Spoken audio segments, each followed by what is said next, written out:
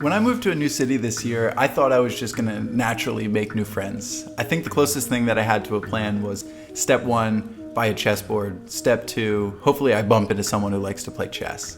And I gotta tell you, I've been stuck on step 2 for like 4 months. But I'm setting out to change that. And what I've learned through a deep dive into some of the most respected books on relationships and making new friends is that friendships don't just happen, they take planning. And I think this is something that a lot of people struggle with. It's been said in a recent study that nearly half of Americans haven't made a new friend in the last 5 years. And since no one teaches you this stuff, I've decided I need to teach myself. So over the last few months, I've read and listened to the top books on making new friends. And what I've done is I found the 5 most impactful principles for me, and I've put them into this video, sharing how I am applying them and hopefully sharing with you how you can use them so that you can start making new friends today. Principle 1, go to recurring events. So the first step to making new friends comes from Franco's book, Platonic. And what she asks readers to do is to go to recurring events, because at recurring events, you can take advantage of something called the mere exposure effect. I used to make this mistake all the time. I'd go to one-off networking events, I would meet some people, and then I would leave disappointed because I didn't make any new friends. Instead, you should go to recurring events where you'll have exposure to the same people over and over again, like professional development groups, or a rock climbing gym, or a book club. Unconsciously, through the mere exposure effect, we give preference to things and people that we are familiar with. Repeated exposure increases the likelihood that 2 people are going to build a friendship. So I've recently made a slight shift in my approach to attend recurring events, and I recently joined the Austin Chess Club for that reason. We meet on Saturdays, and I'll be honest, the first time I went to that club, it was uncomfortable. But the second time that I went, I knew who the other players were just a little bit more. I knew their skill levels, they knew mine, and we were much more comfortable asking one another to play. I've made more progress by going to those 2 recurring events than anything else I've tried since I've moved here. Other examples of recurring events include running clubs, wine tasting groups, places of worship, anything that you can find that's recurring on Eventbrite or Meetup. And the key here is choosing a topic that you're genuinely interested in and then just continuing to show up. Principle 2, rethink social anxiety. Okay, so the second new principle to making new friends is to rethink your relationship with social anxiety. I think we all have varying levels of social anxiety, but for a lot of us, it can be difficult to build up the courage to go to a recurring event and start introducing yourself. For me, I was definitely nervous to attend the chess club for the first time. I didn't know who these people were, how good they were, and was I going to be the worst person there? But I've learned a powerful trick from Harvard psychologist Kelly McGonigal's The Upside of Stress that has helped me immensely. And the question Kelly poses in her book is that we normally treat these symptoms of stress, sweating, elevated heart rate, as signs that we are not coping well with the pressure. But what if we instead viewed these symptoms of stress that our body was preparing us for a challenge? It was energizing us and getting us ready to overcome something. And the answer to Kelly's question can be found in a 2011 Harvard research study. And what they did in this study was create stressful situations for 2 groups of people. The first group was told that stress is a bad thing. The second group was told that stress is helpful. It's your body energizing you and getting you ready for a challenge. And the result wasn't just some psychological mind hack. The result was a physical change in the bodies of the 2 groups. So when put into stressful situations, the first group that viewed stress as a bad thing, they exhibited elevated heart rate and their blood vessels were constricted. The second group that viewed stress as a good and helpful thing, they still exhibited elevated heart rate, but their blood vessels were relaxed. Humans that have elevated heart rates and relaxed blood vessels are typically experiencing joy and courage. What was happening was the body was preparing the second group for a courageous moment. When you choose to view stress as helpful, you create the biology of courage. And it's the courage that's required to first attend a recurring event, go there, introduce yourself, and meet new friends. So the next time that you're in a social situation and you start to feel stress, get excited. This is your body preparing you to perform, focus, be likable, and be the best version of yourself. Okay, so the third principle to making new friends is to learn the charisma formula. If there's anything to take from this video, it's this. Being charismatic or being likable is something that you can learn. It's not just something that is reserved for the naturally gifted. There is a simple formula you can follow to become more charismatic. So according to Olivia Fox's The Charisma Myth, there are 3 core elements to exhibiting charismatic behavior, and that's presence, power, and warmth. Now the second 2 elements, power and warmth, work together. Power is having the perceived ability to affect the world around you. Warmth is having goodwill for someone or wanting someone to succeed. As humans, we're instinctively programmed to measure people for power and warmth the moment that we meet them. For most of human existence, power has been accumulated through brute force or strength. So imagine thousands of years ago, you bump into someone who's incredibly strong and they want to see you succeed.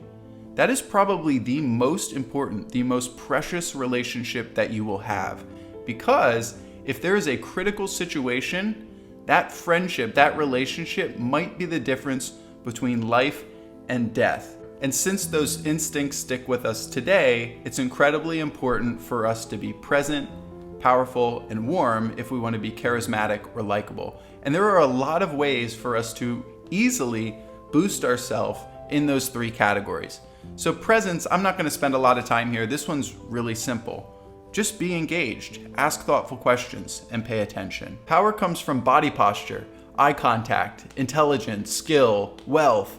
For better or for worse, social symbols like nice clothes and cars. I'll let you decide on that one. And there are lots of ways to exhibit warmth. So when you're meeting someone new for the first time, pretend in your mind that this is an old friend.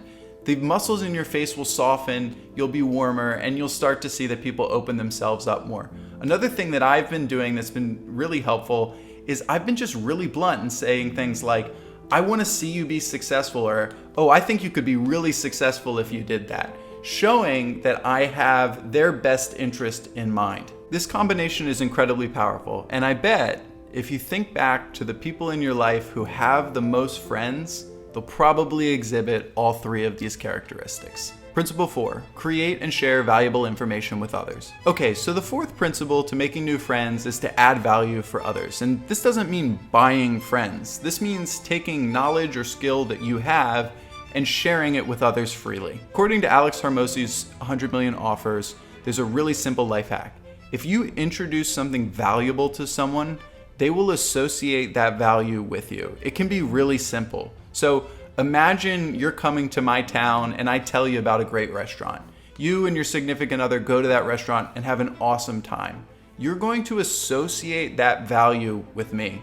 I didn't cook the food, but I did give you the recommendation. And for that reason, that value that's associated with me makes me more likable and makes you want to be my friend. When you think about it, people really care about health, wealth, relationships, and their interests. So if you can help people in any of those 4 categories, you'll become more likable. So in my use case, the chess club, before I went to the club, I created a YouTube video playlist of ways to defend against popular chess openings. That's like how the chess game starts. And I specifically picked videos that were concise, 10 minutes or less, and had a great likelihood of helping someone become a better player. So if anyone watches those videos, finds them value, and then wins a game because of what they learned, they're gonna associate that positive feeling, that value, back to me. So I went to that club with 1, an opportunity to show people that I had their best interest in mind. I wanted to give them value. I wanted them to succeed. And then secondly, and this is really tactical, I had a really easy way to go get someone's phone number because I needed to share this playlist with them. And then from there, I had a natural way to continue the conversation and continue the friendship. Prove to people that you want them to succeed by sharing valuable information with them, and you're much more likely to become friends. Principle 5. Set your unshakable principles. Okay, so in this video, we talked a lot about what you need to change to make friends. But your goal should be to make friends without giving up who you are. And as I learned in Chris McLeod's The Social Skills Guidebook, this is exactly how you should start your journey or your pursuit of new friendship. You should start by journaling down what your unshakable values are, what you are unwilling to change about yourself in your pursuit of new friends. So let me give you an example. I cannot stand people who gossip or are negative. It feels like I'm suffocating when I listen to that. I refuse to become friends with people who tear one another down and gossip. Maybe in your life, maybe you don't drink alcohol. So if in your pursuit of a new friend, you meet someone who's pressuring you to drink, that's something that's unshakable for you. You're unwilling to change it. You have to decide what your unshakable principles are and stick to them. And this isn't always easy. So sometimes in our pursuit of new friends, we just want new friends so bad that we're willing to take shortcuts and do things that sacrifice who we are as people. I know that I used to do this a lot, especially when I was younger, and truthfully, it led to some of the lowest moments of my life. There's a great quote in the movie The World's Greatest Dad where Robin Williams says, I used to think the worst thing in life was to end up all alone. It's not. The worst thing in life is ending up with people who make you feel all alone. You shouldn't expect your future friends to change who they are, and they shouldn't expect you to change who you are. So it's so important when you start this process to start by journaling and writing what your unshakable values are and sticking to them. And while this might result in making fewer friends or it taking longer to find the right friends, that's what matters most. Finding the right friends who appreciate you for being you. So that's it. That's the 5 steps that I've come up with based on all my research to making new friends. So the first step is to attend recurring events. Next, reevaluate your relationship with social anxiety. 3, learn the charisma formula. 4, create and share value with others. And lastly, set your unshakable principles.